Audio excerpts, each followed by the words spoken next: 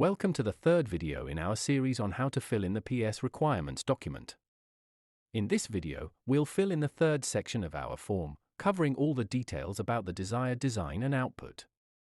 Let's start with output format.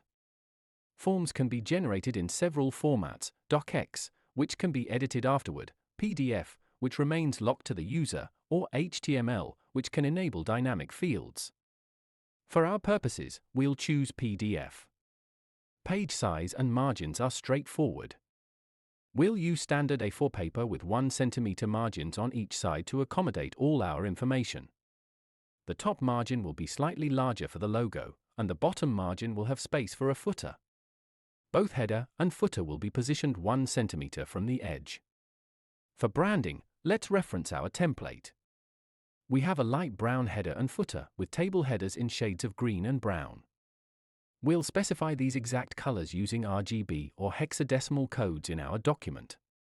The header font is Common Sense, as shown in the template, with 1.5 line spacing.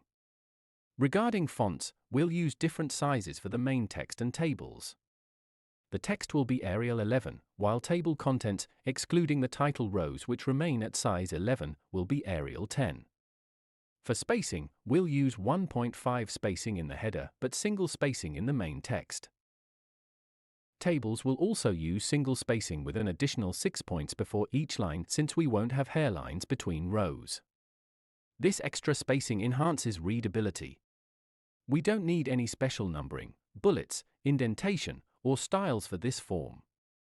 For number formatting, we'll add commas after thousands and include 2 decimal places.